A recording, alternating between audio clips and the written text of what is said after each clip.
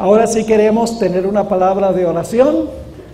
Antes de comenzar, les invito a inclinar sus rostros con reverencia y vamos a elevar una oración al Señor. Padre Celestial, gracias por las múltiples bendiciones que recibimos este día. Gracias porque eres un Padre amante. Gracias porque nos has dado tu palabra, una guía segura en un mundo que anda tan confundido.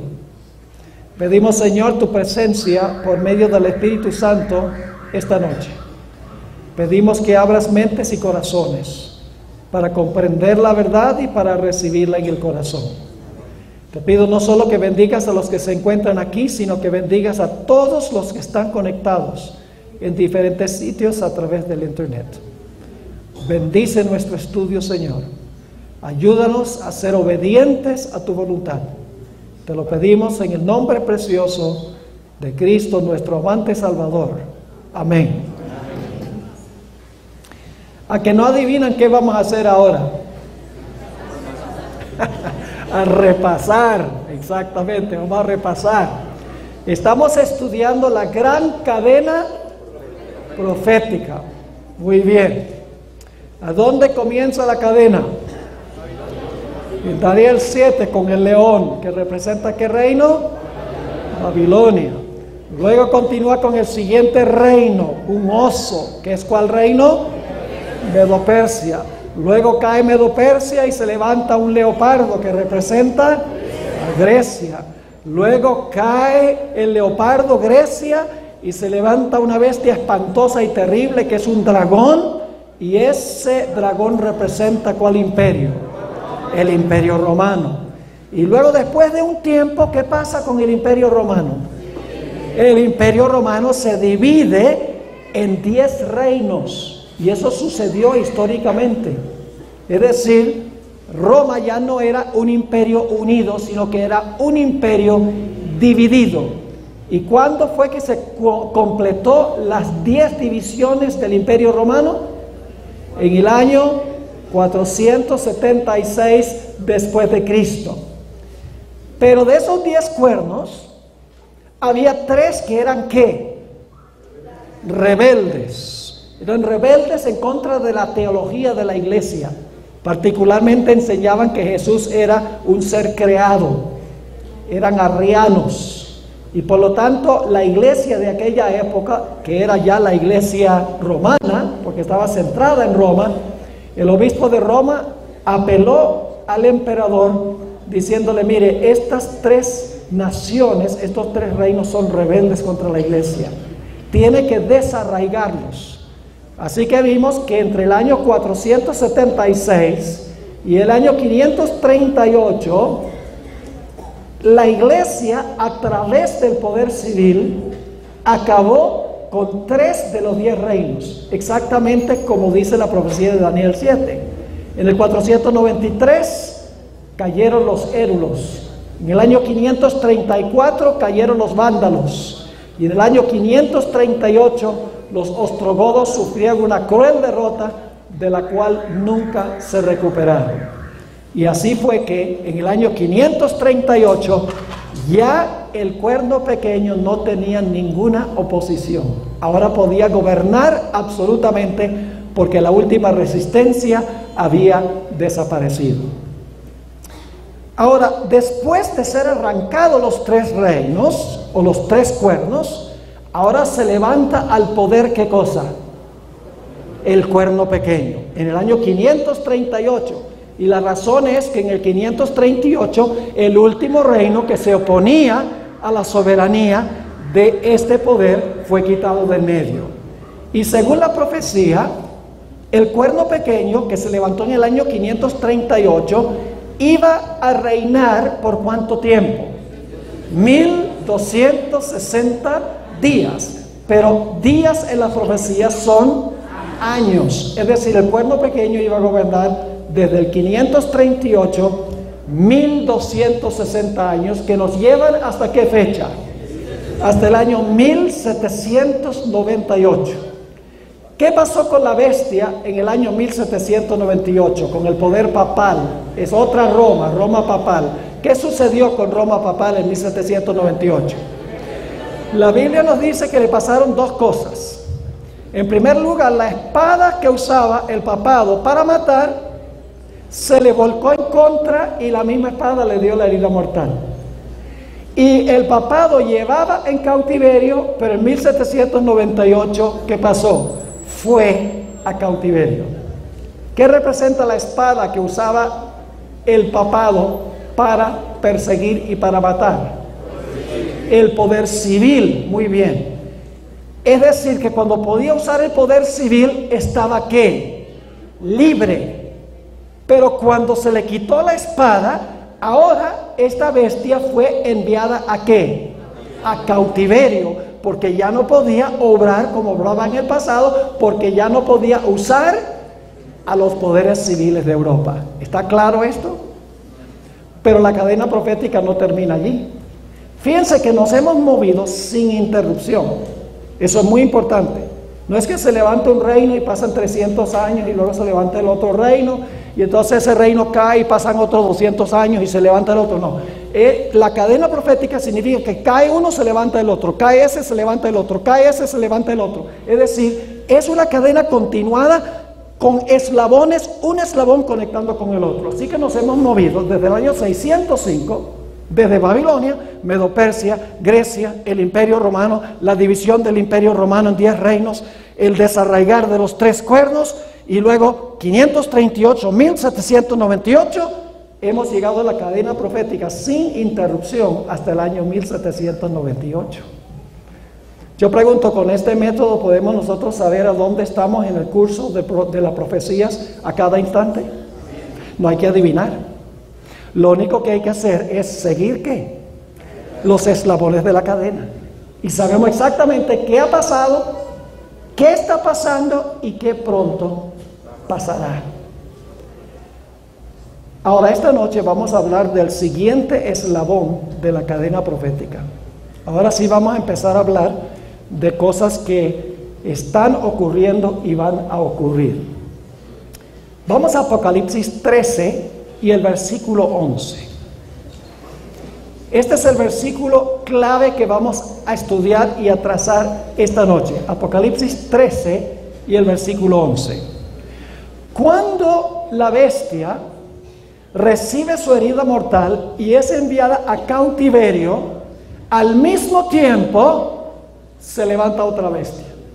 Es decir, ¿alrededor de qué fecha debemos nosotros buscar esta otra bestia que se levanta? Tiene que ser alrededor del tiempo de 1798.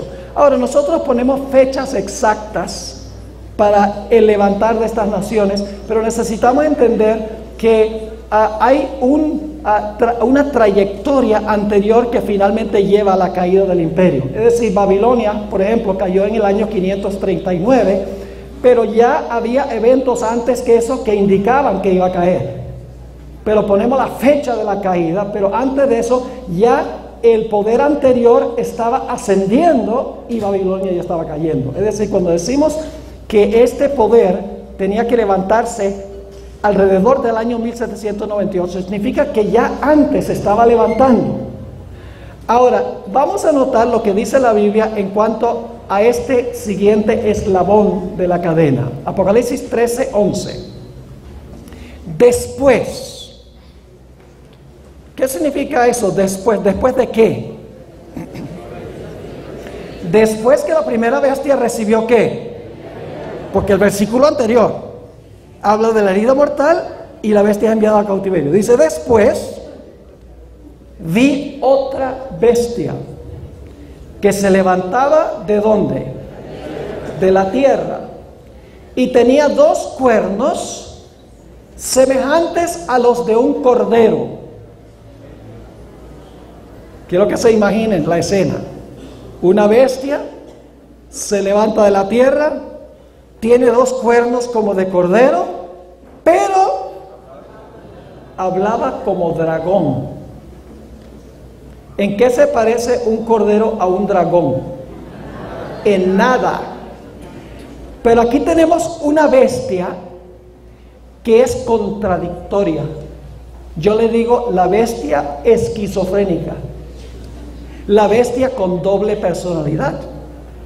Porque fíjese, tiene dos cuernos como de cordero, pero al mismo tiempo que tiene los dos cuernos, dice que habla como un dragón. Ahora, quiero mencionarles que este versículo se puede traducir de dos diferentes maneras y ambas traducciones son correctas. Se puede traducir: después vi otra bestia que subía de la tierra y tenía dos cuernos semejantes a los de un cordero, pero hablaba como un dragón. Pero también se puede traducir: y hablaba como un dragón. Y usted dice, ¿cuál es la diferencia? La diferencia es que cuando uno dice que tenía dos cuernos como de cordero, pero hablaba como un dragón, significa que tiene un carácter contradictorio, tiene características de cordero, pero hay un contraste, el contraste con el dragón. Si traducimos este versículo, y hablaba como un dragón, significa que al mismo tiempo que tiene los cuernos como de cordero, al mismo tiempo termina hablando como un ¿qué? Termina hablando como un dragón. Ahora, nosotros necesitamos identificar a esta bestia. Necesitamos descubrir qué imperio o nación representa esta bestia. Así que vamos a mirar ahora varias características en cuanto a esta bestia. Vamos a mirar esta noche 9 características que identifican qué poder representa esta bestia. Y luego, en nuestro tema de mañana en la noche, vamos a identificar la característica número 10.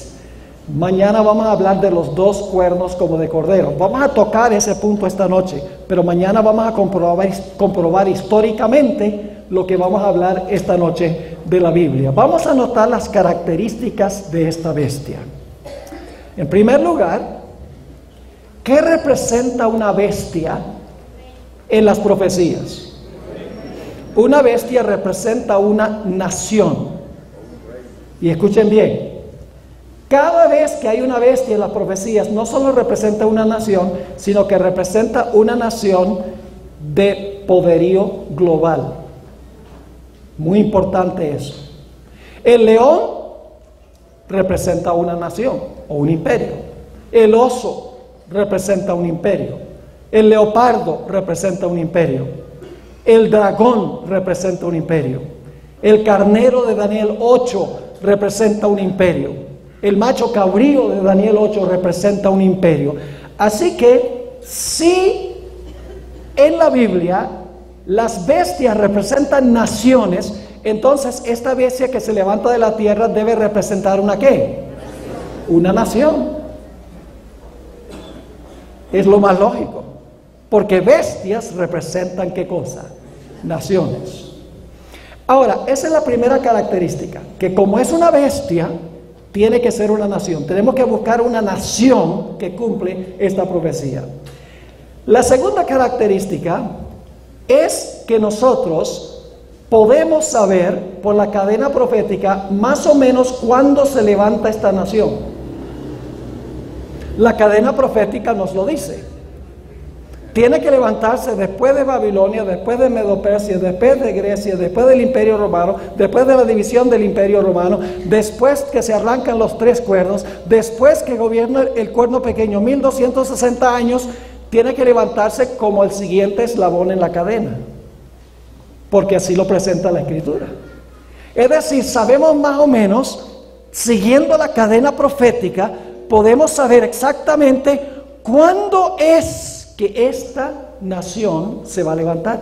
Tiene que levantarse al poderío después o alrededor del año 1798.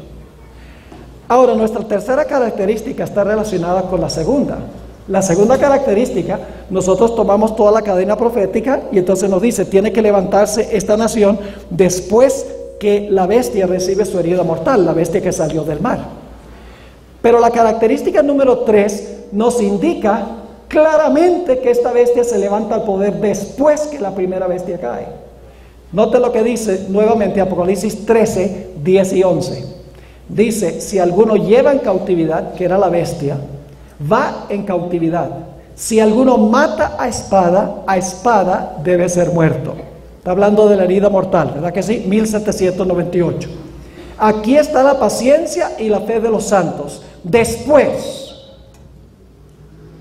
¿Después de qué? De lo que vimos en el versículo 10. En el versículo 10 dice, la bestia es herida con la espada, va al cautiverio. El versículo 11 dice, después veo esta otra bestia. ¿Alrededor de qué fecha entonces tiene que levantarse esta bestia? Tiene que ser después que el primer poder, el papado, gobernó los 1260 años. Ahora, la característica número 4 es muy interesante. Las primeras 4 bestias se levantaron en medio de guerras y conflictos. ¿Recuerdan que las bestias se levantaron del mar? Las primeras 4 bestias. Yo pregunto, ¿qué representa el mar? Muchedumbres, naciones, lenguas y pueblos. Es decir, las primeras 4 bestias se levantaron donde había mucha ¿qué? Donde había mucha gente. Y esa mucha gente estaba en conflicto, estaban en son de batalla, porque los vientos estaban ¿qué? Agitando al gran mar.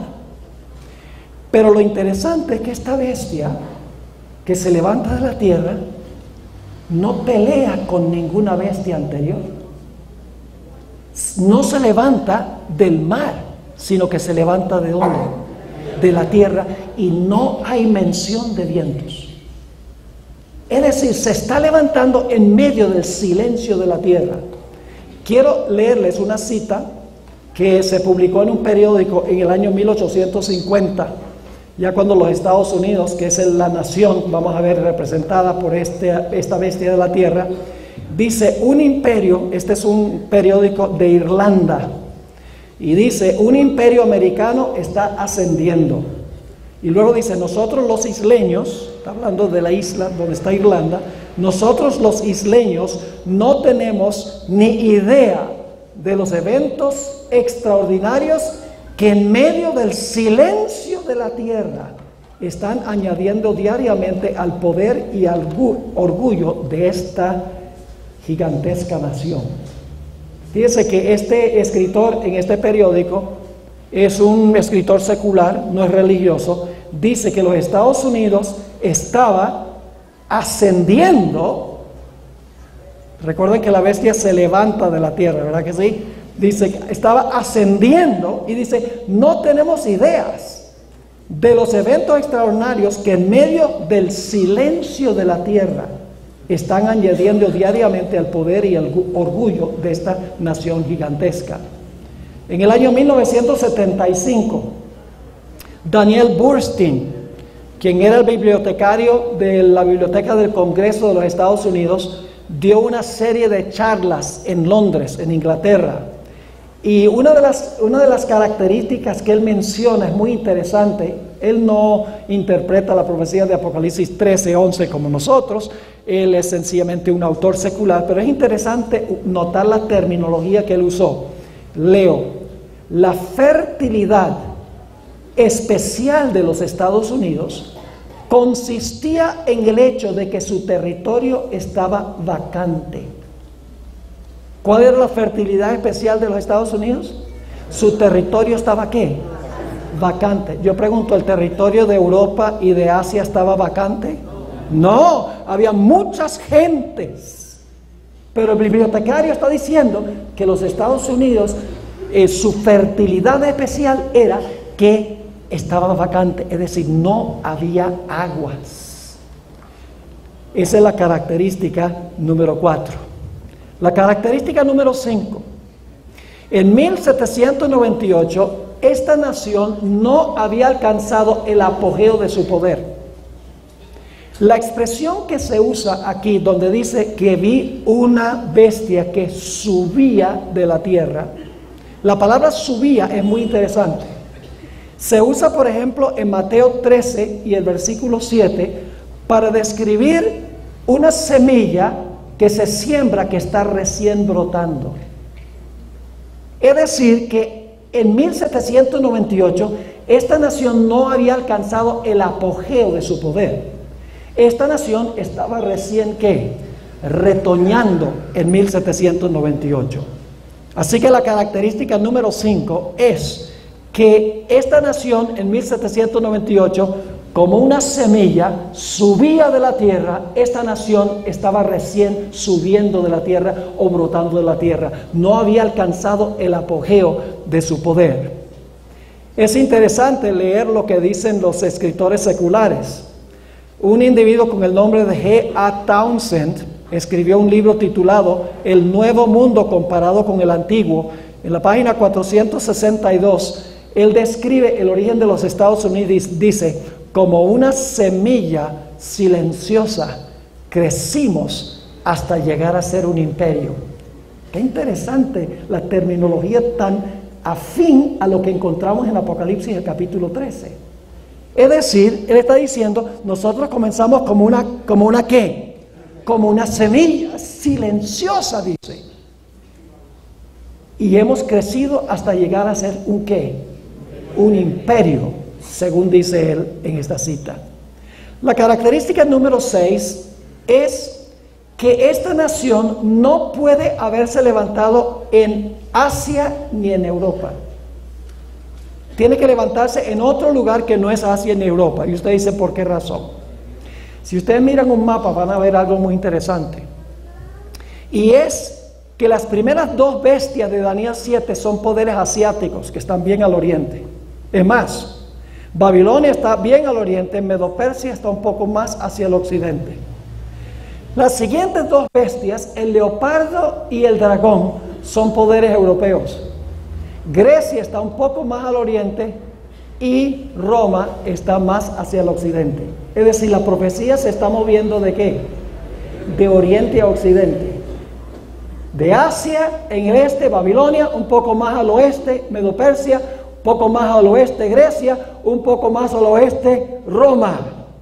Es decir, la profecía se mueve de oriente a occidente. Ahora, ¿por qué decimos que este poder no puede levantarse en Europa ni en Asia? Sencillamente porque las bestias se levantaron del mar, mientras que esta bestia se levanta de la tierra. Tiene que levantarse en otro sitio. Y por la trayectoria, por el movimiento de la profecía de oriente a occidente, esperaríamos que este poder se levantara más al occidente que Roma. Ahora yo pregunto, ¿qué queda más al occidente que el occidente de Europa? No me digan el océano Atlántico.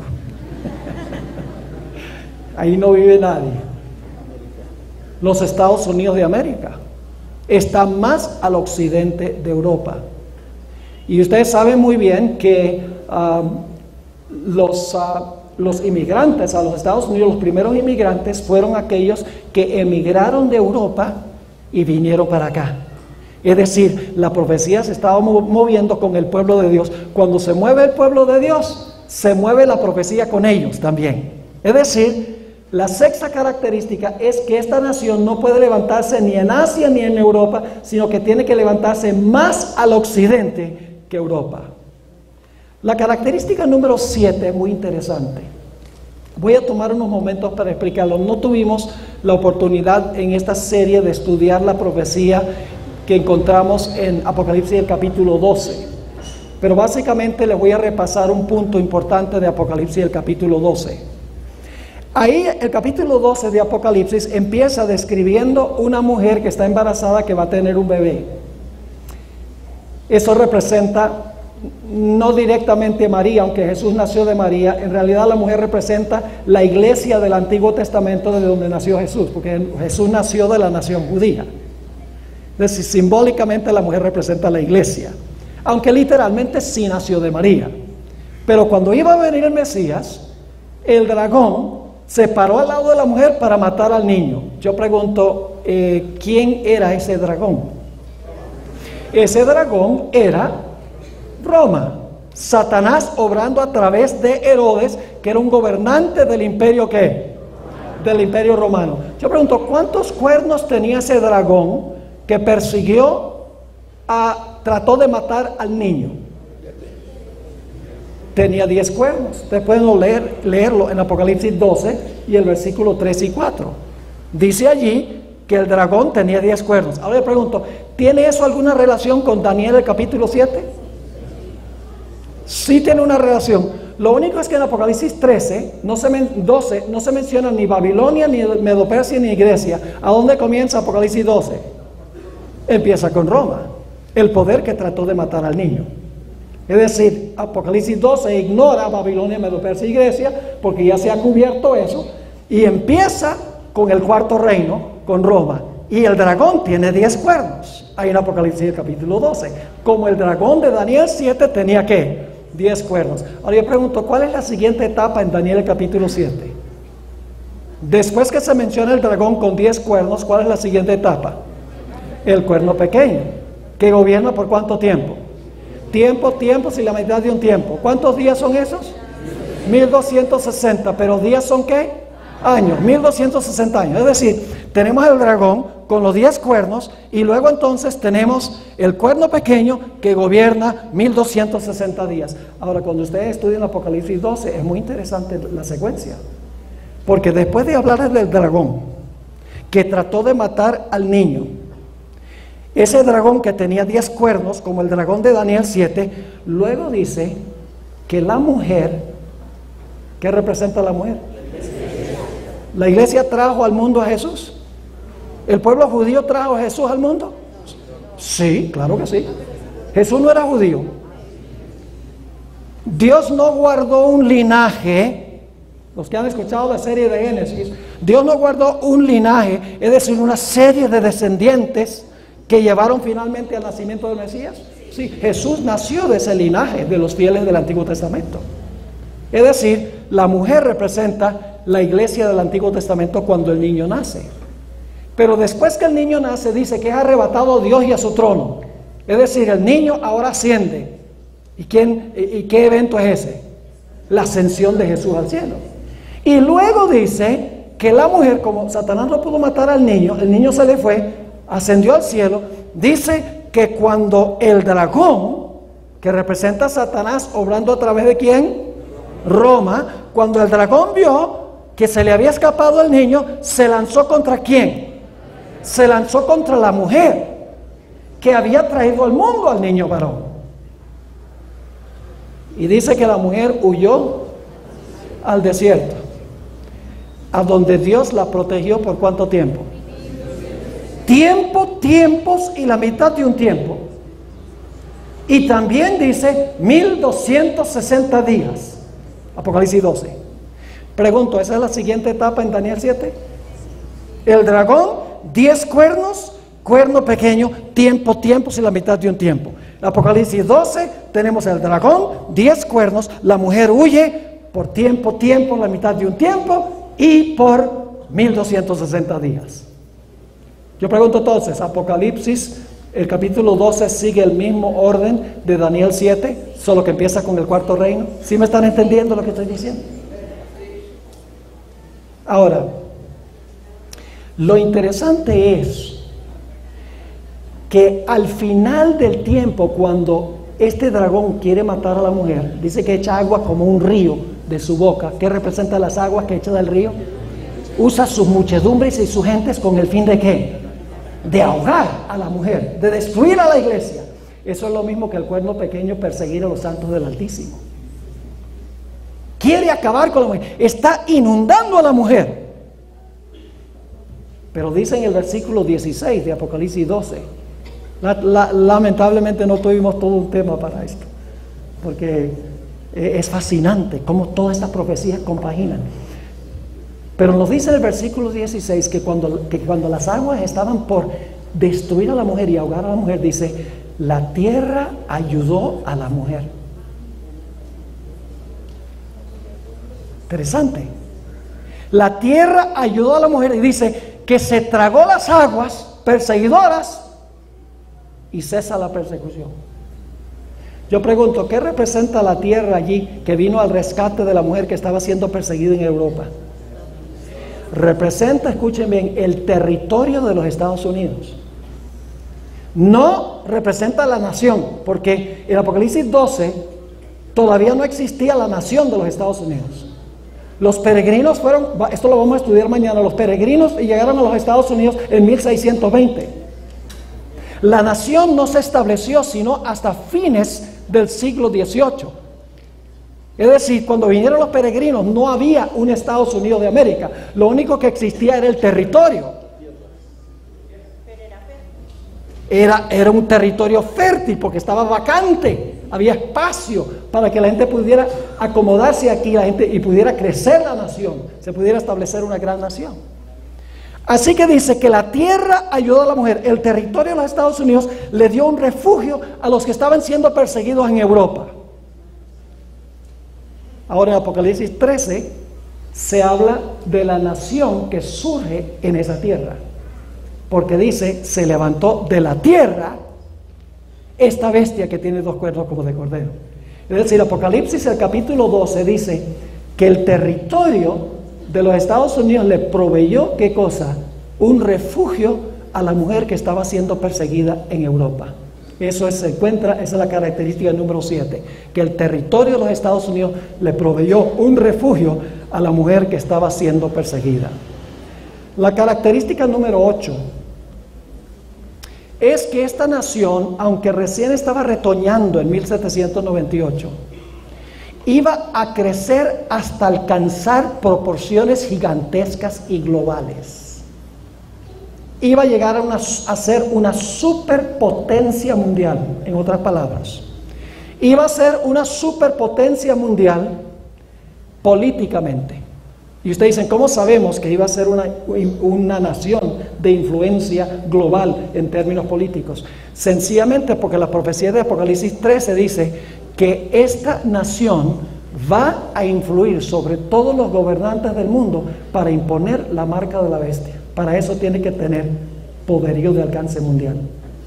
En segundo lugar dice que esta nación va a prohibir comprar y vender a aquellas personas que no reciban la marca de la bestia. Tenemos un tema más adelante esta semana sobre la marca de la bestia y el sello de Dios. Yo pregunto, ¿para prohibir comprar y vender tiene que ser una superpotencia económica? Sí. Inclusive dice que va a llegar el momento en que esta nación va a influir sobre los poderes del mundo para imponer la pena de muerte contra aquel que no adore la imagen de la bestia. Yo pregunto, ¿tiene que tener gran poderío militar para imponer la sentencia de muerte a nivel global? Sí. Es decir, que esta nación, aunque en 1798 estaba brotando como una semilla, estaba recién retoñando, la profecía de Apocalipsis 13 dice que esta nación iba a crecer hasta alcanzar un poderío global, políticamente, económicamente y militarmente. La característica número 9 que identifica esta bestia es que esta bestia es contemporánea con la primera bestia. Es decir, esta bestia se levanta cuando la otra bestia todavía existe, pero ¿está qué? Está herida. Si la primera bestia tiene una herida mortal, no dejó de existir porque se va a sanar la herida, tiene una herida mortal y esta nación se levanta cuando esta primera bestia tiene su herida mortal. Son coexistentes, es decir, existen al mismo tiempo. Y esta característica indica, escuchen bien, que esta bestia, esta segunda bestia, en vez de pelear con la bestia anterior, le va a ayudar a recuperar su poder. Todas las otras bestias pelearon con la bestia anterior. El oso acabó con el león, el leopardo acabó con el oso, el dragón acabó con el leopardo.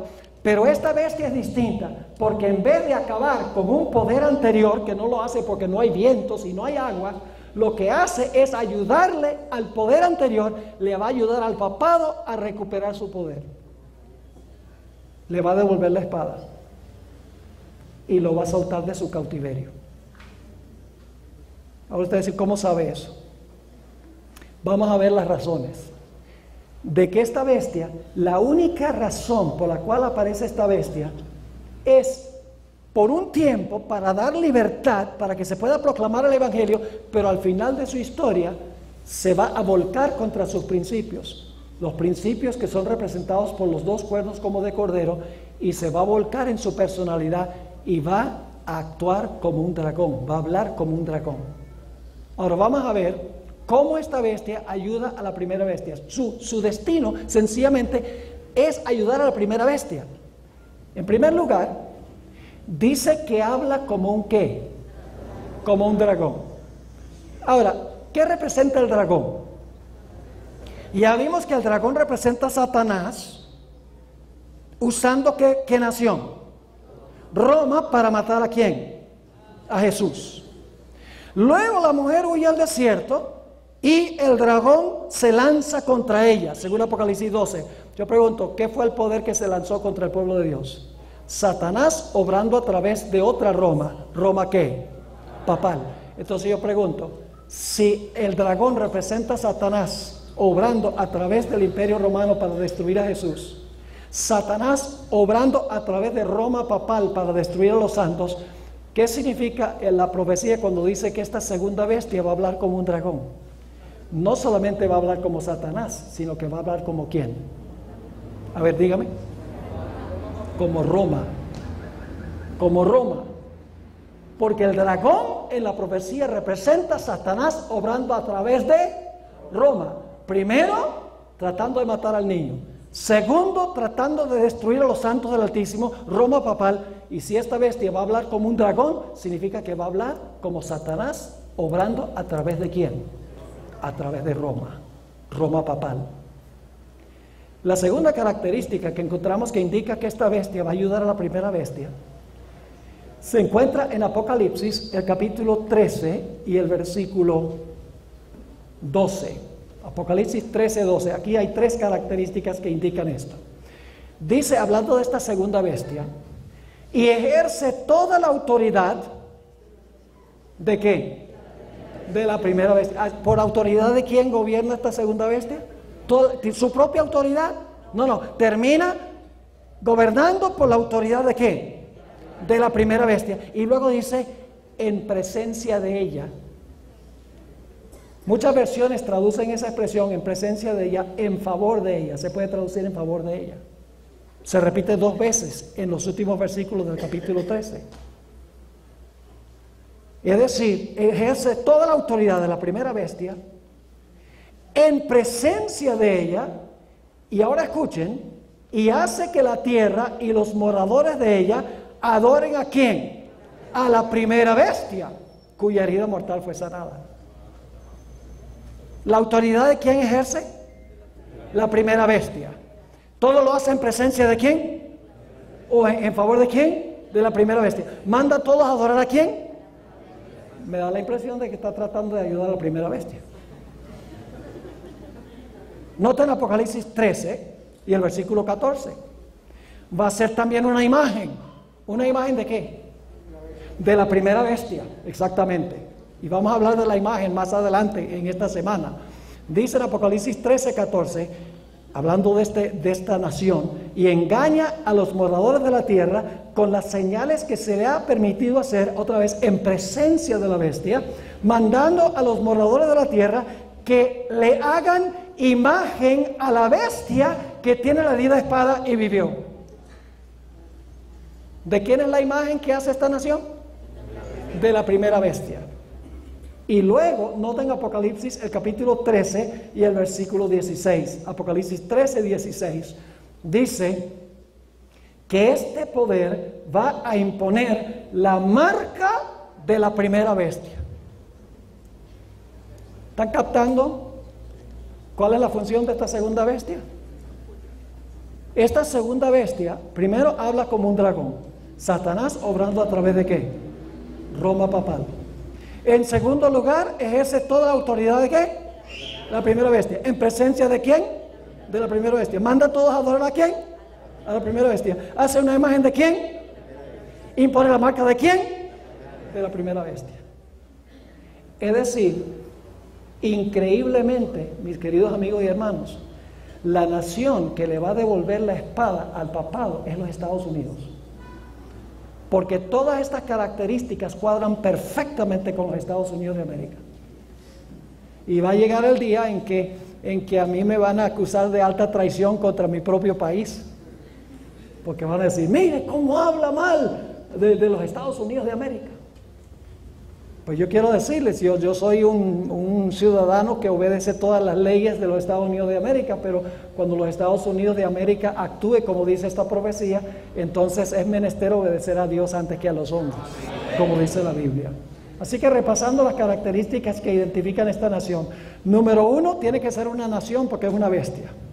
Número 2, la cadena profética nos indica que se levanta después de los 1260 años. Número 3, claramente dice en Apocalipsis 13 que cuando la primera bestia recibe su herida mortal y es enviada cautiva, en ese momento se levanta esta segunda bestia. En cuarto lugar, esta bestia no se levanta del mar donde hay vientos, se levanta en medio del silencio de la tierra.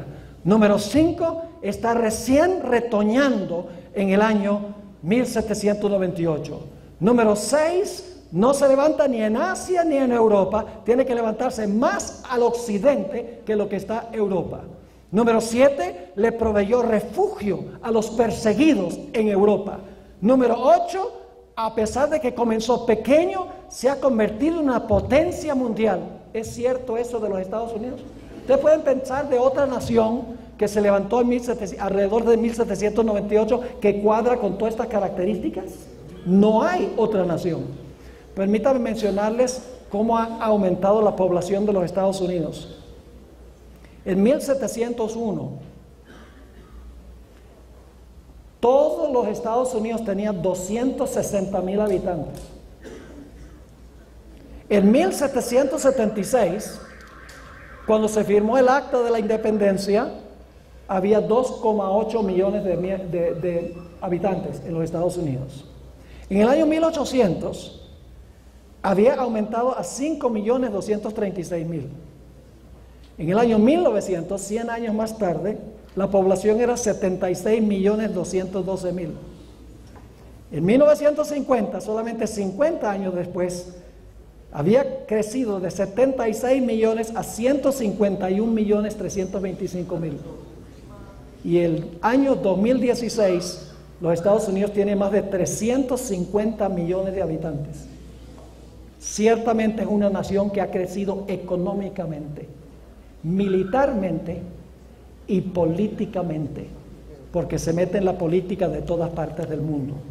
Y la característica número 9 es que es contemporánea con la primera bestia, y lo que va a hacer es ayudarle a la primera bestia a recuperar la espada que perdió, es decir, le va a brindar el poder civil y lo va a soltar de su cautiverio para que se pueda portar como se portó en el pasado, usando los poderes civiles del mundo para perseguir como hizo en el pasado.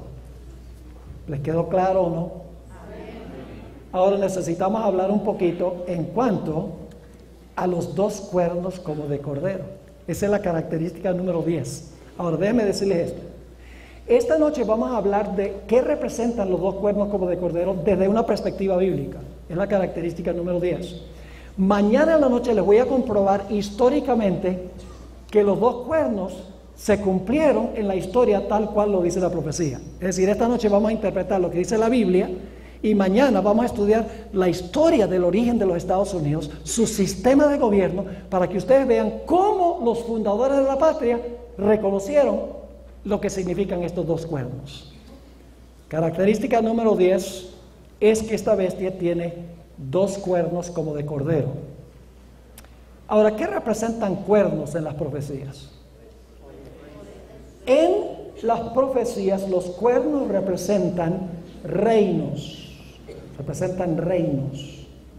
Permítame leerles una cita escrita por un comentarista bíblico muy reconocido, Adam Clark, donde él explica lo que significan los 2 cuernos como de cordero. Dice, así como la bestia con 7 cabezas tenía 10 cuernos, ese es el dragón que tenía 10 cuernos, y estos representan los muchos reinos que se aliaron para apoyar a la iglesia latina, es decir, en Europa. De la misma manera, los 2 cuernos que tiene esta bestia que se levanta de la tierra deben representar 2 reinos. Pues si los cuernos de una bestia representan reinos en una parte de Apocalipsis, este símbolo también debe representar reinos cuando se usa en forma similar en otras partes del mismo libro. Es decir, si los 10 cuernos en la cabeza del dragón representan los 10 reinos en que se dividió el Imperio Romano, entonces estos 2 cuernos, que son cuernos también, deben representar 2 ¿qué? Deben representar 2 reinos. Es decir, esta es una nación que se compone de 2 reinos. Ahora les voy a mostrar bíblicamente que este es el caso. Vayan conmigo a Daniel, el capítulo 8 y el versículo 3. Este es el texto más cercano al que estamos estudiando esta noche. Daniel, el capítulo 8 y el versículo 3. Dice: alcé los ojos y miré, y he aquí un ¿qué? Un carnero. Una sola bestia, ¿sí o no? Una sola, un carnero, que estaba delante del río y tenía ¿qué cosa? Una nación que se compone de 2 ¿qué? De 2 reinos, ya lo vamos a ver. Así que dice, un carnero, dicho sea de paso, un carnero es un cordero macho. Está relacionado con el cordero de Apocalipsis 13. Nuevamente dice: alcé los ojos y miré, he aquí un carnero que estaba delante del río, tenía 2 cuernos. Y aunque los cuernos eran altos, uno era más alto que el otro, y el más alto creció después. Ahora, ¿qué representan estos 2 cuernos que tiene este carnero? No hay que adivinar, porque el versículo 20 explica qué representan estos 2 reinos, estos 2 cuernos, perdón. Dice en Daniel 8:20: en cuanto al carnero que viste, que tenía 2 cuernos, estos son los reyes. Y recuerden que reyes y reinos son ¿qué? Intercambiables. Estos son los reinos de Media y de Persia. Una nación que se componía de ¿qué? 2 reinos.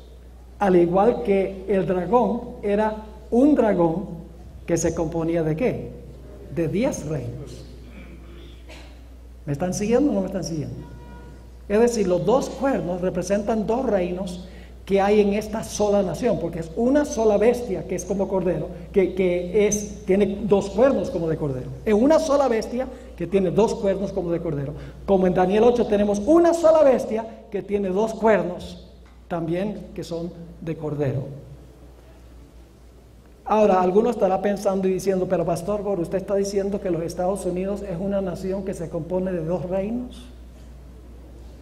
¿Acaso los Estados Unidos no es uno solo? Mis queridos hermanos, los Estados Unidos, y esto se lo voy a comprobar mañana en la noche, leyendo citas de los fundadores de los Estados Unidos: Thomas Jefferson, George Washington, James Madison, Benjamin Franklin.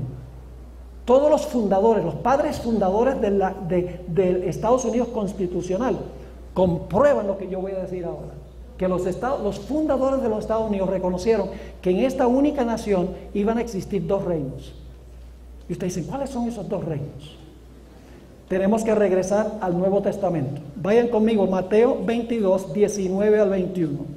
Mateo 22, 19 al 21. ¿Cuántos reinos reconoció Jesús? Jesús reconoció 2 reinos.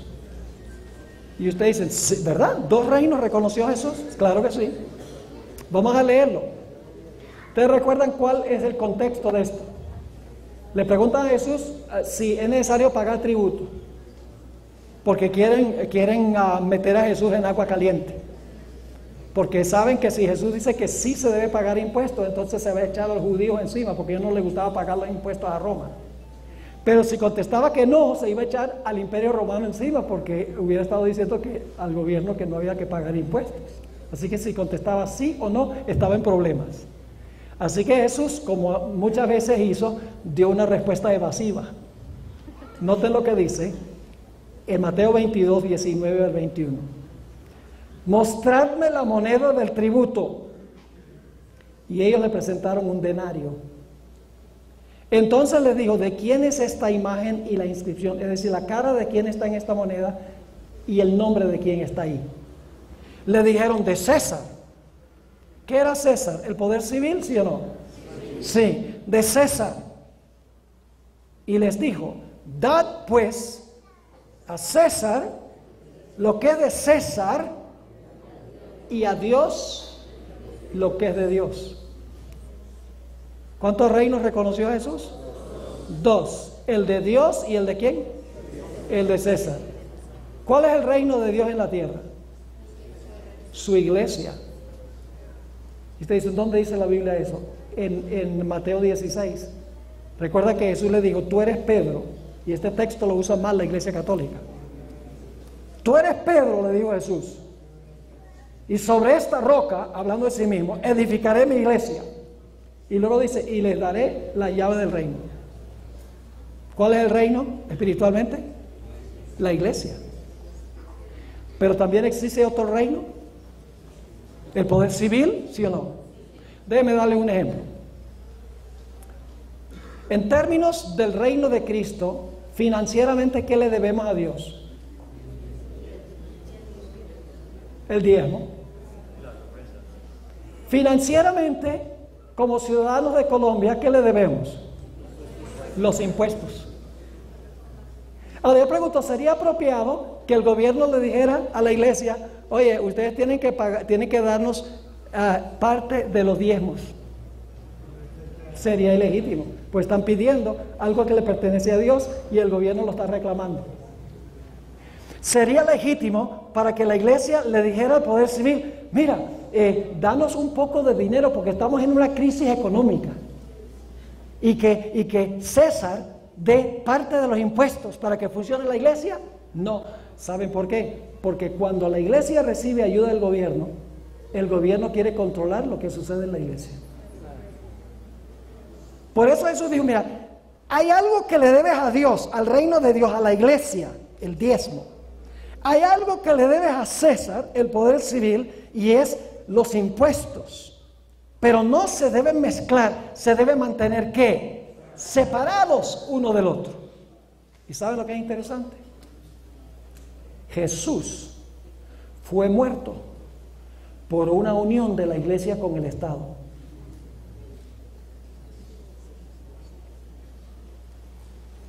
¿Quién quería la muerte de Jesús? Roma quería la muerte de Jesús. No. ¿Quién odiaba a Jesús y quería su muerte? La iglesia apóstata. ¿Es así o no es así? ¿Ustedes no creen que la iglesia judía era apóstata en los días de Jesús? Si condenó a Jesús a muerte. Pero yo pregunto, ¿la iglesia odiaba a Cristo y quería matarlo, pero podía? No. Inclusive, ellos le dieron a Pilato, a nosotros no nos es lícito que matar a nadie. Así que, ¿qué tuvo que hacer el pueblo judío? Fueron a donde Pilato y le dijeron a Pilato, necesitamos tu ayuda.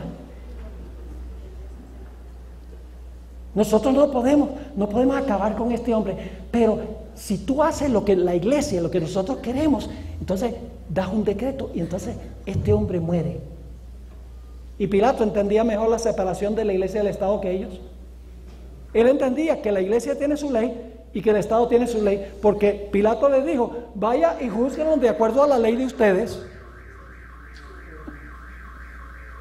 Pilato entendía mejor esto. Ahora vamos nosotros a Juan 18:36.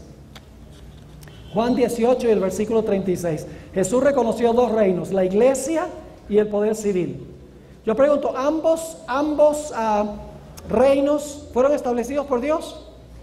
Recuerda que leímos de Romanos 13 ayer, que es ministro de Dios el poder civil para preservar el orden civil. Sí, la iglesia fue establecida por Dios. Por eso, sobre esta roca, dice Jesús, edificaré mi iglesia.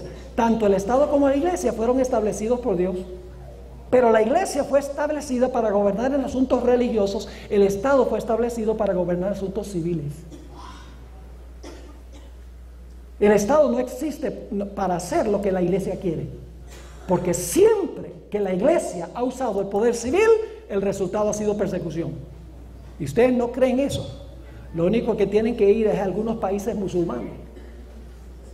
Los países musulmanes son una unión del poder civil y el poder religioso. No se distinguen, están unidos.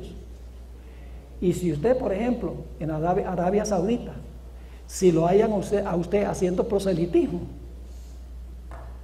el poder civil lo agarra y le corta la cabeza o lo ahorca.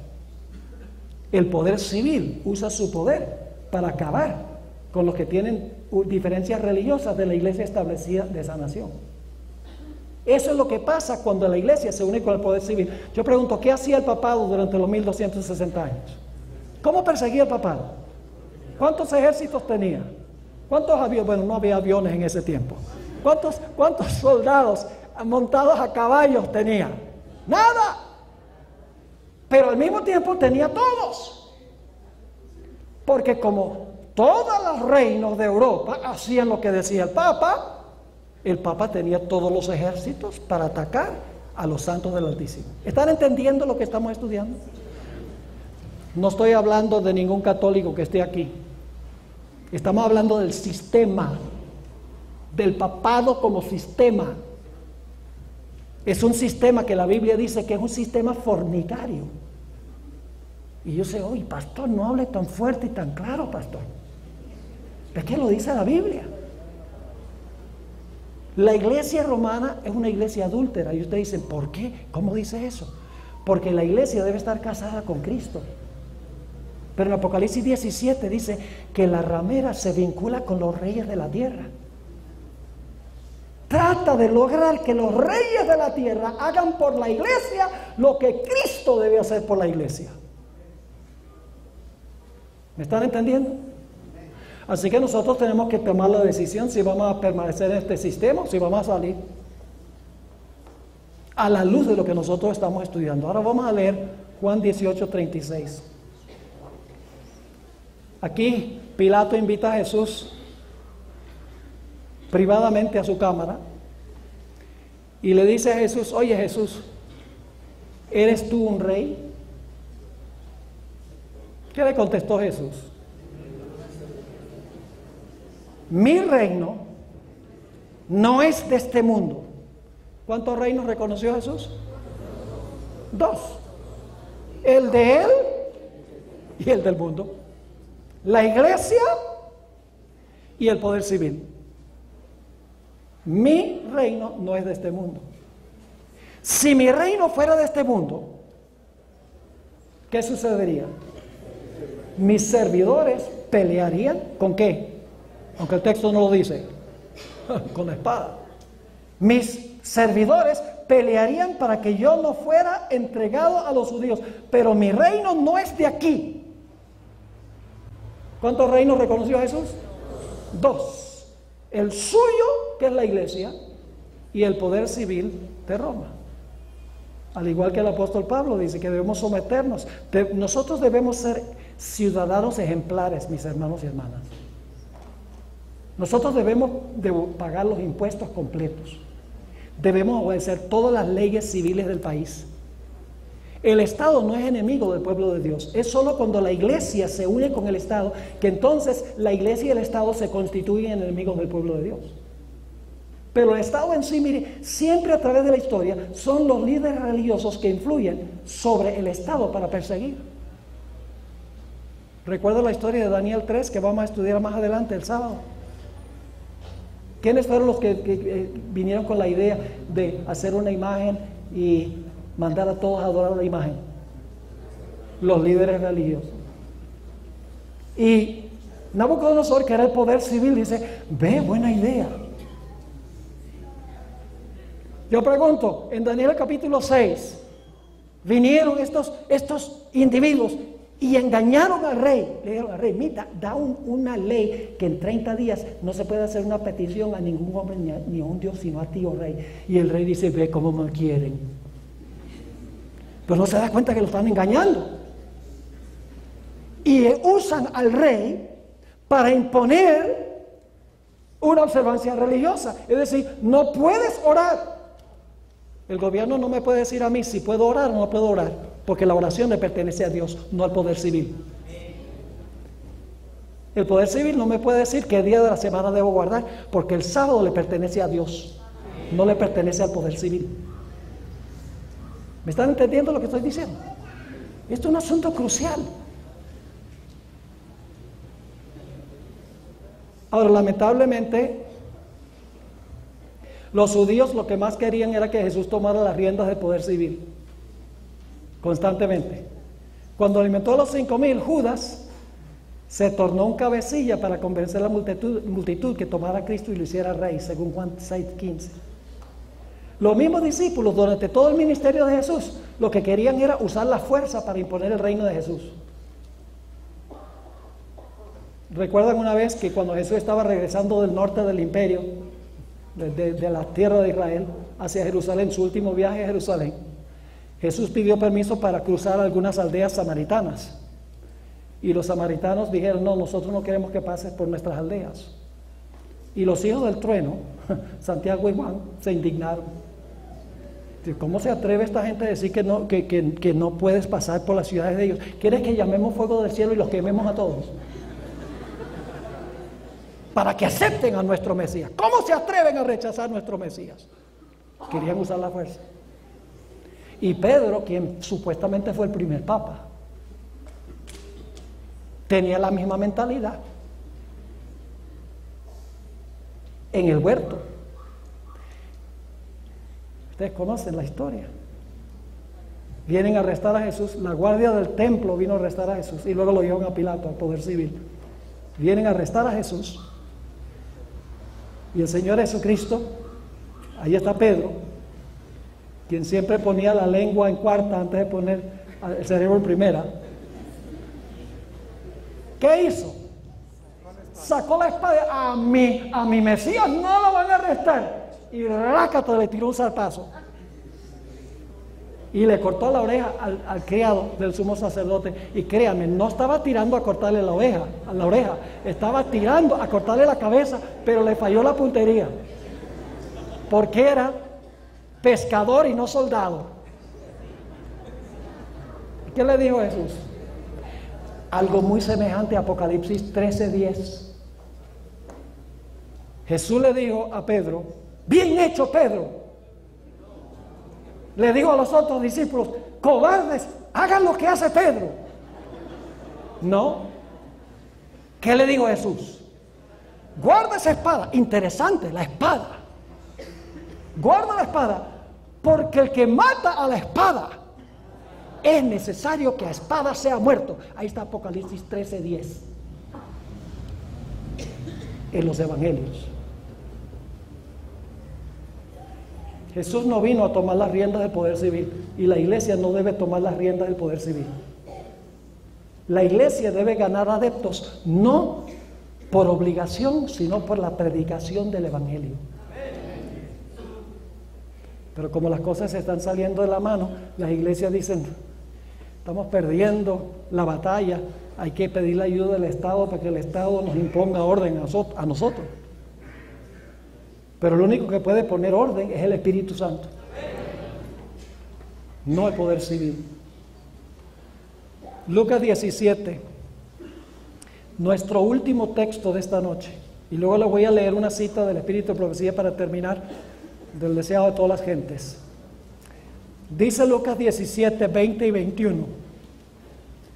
Preguntado por los fariseos ¿cuándo había de venir el reino de Dios? ¿Cómo concebían ellos del reino de Dios? ¿Cuándo vas a poner tu trono en Jerusalén, destruir a los romanos y ponernos en el ápice del mundo? Así que le preguntan a Jesús: ¿cuándo había de venir el reino de Dios? Le respondió y dijo: el reino de Dios no vendrá con advertencia. Es decir, el reino de Dios no viene con una exhibición de poder. Es lo que significa eso. Ni dirán: helo aquí o helo allí, porque he aquí el reino de Dios está, y en muchas versiones dicen entre vosotros. Una mejor traducción sería: el reino de Dios está en vosotros. ¿Saben cómo se transforma la sociedad? Se transforma la sociedad cuando en la iglesia mora el Espíritu Santo en el corazón de los seres humanos, y cuando la persona es cambiada no necesita obligársele que se porte bien. Leo esta última cita del deseado de todas las gentes. Es un poco larga pero poderosa. El reino de Dios viene sin manifestación exterior. El evangelio de la gracia de Dios, con su espíritu de abnegación, no puede nunca estar en armonía con el espíritu del mundo. Los dos principios son antagónicos. Mas el hombre animal no percibe las cosas que son del Espíritu de Dios, porque le son locura y no las puede entender porque se han de examinar espiritualmente. Y luego ella dice esto: pero hoy hay en el mundo religioso multitudes que creen estar trabajando para el establecimiento del reino de Cristo como dominio temporal y terrenal. Muchos cristianos están trabajando ¿con qué propósito? Para que Cristo establezca su dominio temporal y terrenal. Desean hacer de nuestro Señor el rey de los reinos de este mundo, el gobernante de sus tribunales y campamentos, de sus asambleas legislativas, de sus palacios y sus plazas. Esperan que reine por medio de promulgaciones legales, es decir, por medio de leyes impuestas por autoridad humana. Como Cristo no está aquí en persona, ellos mismos quieren obrar en su lugar, ejecutando las leyes de su reino. El establecimiento de un reino tal es lo que los judíos deseaban en los días de Cristo. Habrían recibido a Jesús si Él hubiese estado dispuesto a establecer un dominio temporal, a imponer lo que consideraban como leyes de Dios y a ser los expositores de su voluntad y los agentes de su autoridad. Pero Él dijo: mi reino no es de este mundo. No quiso aceptar el trono terrenal. El gobierno bajo el cual, ahora escuchen esto, el gobierno bajo el cual Jesús vivía era corrompido y opresivo. Por todos lados había abusos clamorosos, extorsión, intolerancia y crueldad insultante. Sin embargo, el Salvador no intentó hacer reformas civiles. ¿Qué no hizo Jesús? Lograr reformas y cambios civiles. No atacó los abusos nacionales, ni condenó a los enemigos nacionales. No intervino en la autoridad ni en la administración de los que estaban en el poder. El que era nuestro ejemplo se mantuvo alejado de los gobiernos terrenales. No porque fuese indiferente a los males de los hombres, sino porque el remedio no consistía en medidas simplemente humanas y externas. Para ser eficiente, la cura debía alcanzar a los hombres individualmente y debía regenerar el corazón. Y para eso está la iglesia, para predicar el evangelio, para la transformación del corazón, no para usar el poder civil para imponer la moralidad, porque cuando se impone por la fuerza y no se cambia el corazón, de nada vale, porque es una obligación. Ahora, resumiendo, mis hermanos y hermanas, ¿qué va a pasar con los Estados Unidos? Vamos a encontrar en nuestro estudio de mañana que los fundadores constitucionales de los Estados Unidos múltiples veces en sus escritos dijeron: en esta nación vamos a reconocer la existencia de dos reinos separados.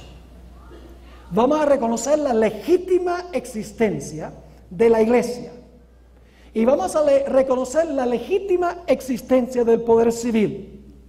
Pero esos dos reinos en esta nación van a funcionar separados, no juntos. No vamos a unir el poder civil y el religioso. La iglesia funcionará como iglesia y el poder civil funcionará como poder civil. Y en los últimos 218 años, ese ha sido el secreto del poder y la prosperidad de los Estados Unidos. Cuando los Estados Unidos repudien ese principio y permitan que la iglesia emplee el poder civil, el resultado va a ser una apostasía nacional que llevará a la ruina nacional. ¿Entendieron lo que estudiamos esta noche? Ahora, no se pierdan mañana, porque mañana les voy a comprobar históricamente con los fundadores de los Estados Unidos cómo los dos cuernos de cordero son exactamente como lo que hemos interpretado en nuestro estudio de esta noche. Es decir, tristemente los Estados Unidos, que comenzó con esos dos principios como de cordero en una nación donde se reconoció la separación de la iglesia y del Estado, va a repudiar esos principios y va a terminar hablando como un dragón, va a terminar hablando como Roma. ¿Y cuál es la idiosincrasia de Roma? Usar el poder civil para beneficio de la iglesia. Estamos muy cerca, mis hermanos y hermanas, en los Estados Unidos, a que eso suceda. Voy a compartir en temas subsiguientes cosas increíbles que están pasando en los Estados Unidos. Inclusive mañana vamos a hablar de algunas de esas cosas que indican que estamos en el umbral del cumplimiento de estas profecías. Pero mis queridos hermanos y amigos, le esperan tiempos difíciles a la iglesia. La Biblia habla de un tiempo de angustia cual no se ha visto jamás en la historia del mundo. Peor que lo que ocurrió durante los 1260 años, cuando este sistema persiguió a los santos del Altísimo. La Biblia dice que es un tiempo de angustia cual no se ha visto desde que hubo una nación sobre el planeta Tierra. El pueblo de Dios estará aquí, tendrá que pasar por este periodo. Tendremos que tener una fe inquebrantable, tendremos que confiar en el Señor Jesús como nuestro Salvador personal, estar dispuestos inclusive de entregar nuestra vida para serle fieles a Jesús. No crean que hoy en día es difícil tomar una decisión a favor de Jesús. Va a ser mucho más difícil más adelante. Y si no decidimos esta noche, no se va a volver más fácil. Yo quiero preguntar en esta noche, ¿cuántos de los presentes quieren decirle al Señor Jesús: Señor Jesús, yo quiero, por tu gracia y por tu poder, permanecer fiel en la crisis que pronto sobrevendrá a este mundo? Estoy dispuesto de orar, de estudiar tu palabra, de testificar a otros, de permanecer firme en la verdad, cueste lo que cueste, aunque se desplomen los cielos. ¿Ese es el deseo de ustedes en esta noche? ¿Quieren colocarse de pie? ¿Ese es el deseo de su corazón? Yo voy a tener una oración en esta noche por cada uno de ustedes. No quiero que sencillamente nos paremos por pararnos. Quiero que tengamos esa convicción en nuestro corazón. Y yo sé que hay personas en el auditorio y también hay personas que están viendo esta serie de presentaciones a través del internet, que también se han colocado de pie y han tomado su decisión de serles fieles al Señor. Damos gloria a Dios por eso. Fíjese, una respuesta total, 100% de todos los que estamos aquí. Quiero animarles que no dejen de venir, porque vamos a entrar en algunos de los temas más importantes ahora. Mañana en la noche vamos a hablar de los Estados Unidos, su sistema de gobierno. ¿Cómo es posible que esta nación que separó la iglesia del Estado de repente va a unir los dos y va a hablar como dragón? ¿Cómo es posible eso? Mañana vamos a hablar un poco de eso. Y luego vamos a hablar del sello de Dios y la marca de la bestia. Y vamos a hablar del tiempo de angustia cuando se levantará Miguel. Vamos a hablar de los tiempos difíciles y de la maravillosa liberación que nos va a traer el Señor Jesucristo. Así que gloria a Dios por esta respuesta. En estos momentos puede haber personas aquí que no pertenecen a la iglesia adventista, nunca han escuchado estas cosas, no entendían estas profecías. Yo quiero animarles que si han escuchado esto, el Señor ha tocado su corazón, les está diciendo en Apocalipsis 18:4, salid de ella, pueblo mío. Si pertenecen a este sistema, el llamado de Dios es salir de este sistema, porque este sistema, la Biblia dice que caerán las plagas sobre este sistema. Así que no quiero ofender a nadie que no pertenezca a la iglesia adventista, pero el Señor me ha llamado a predicar estas verdades para que podamos colocarnos del lado correcto en la gran crisis que nos espera. Durante esta semana, más adelante, vamos a hacer llamados más específicos, pero quiero que vayan meditando en su corazón. Aquellos que todavía no han recibido y aceptado toda la verdad, vayan orando al Señor para que el Señor les ayude a tomar la decisión correcta, cueste lo que cueste. Oremos. Padre Celestial, gracias te damos por la certeza de tus profecías. Gracias porque la gran cadena profética nos indica exactamente dónde estamos y lo que pronto va a ocurrir. Te doy gracias por la respuesta de las personas que están reunidas aquí esta noche, por todos los que están viendo esta programación a través del internet, los que están escuchando por radio, que son varios centenares, posiblemente millares. Oh Señor, te pido que bendigas a tu pueblo, los que han aceptado la verdad presente, para que puedan estudiar tu palabra, orar como nunca antes y hablarle a otros sobre estas cosas. Te ruego también que bendigas a aquellas personas que no son miembros de la iglesia adventista no han aceptado toda la verdad, te aman, son sinceros de corazón, te sirven lo mejor que pueden, pero no han recibido toda la verdad. Te ruego, Señor, que antes de terminar esta semana, estas personas decidan colocarse definitivamente de parte del Señor.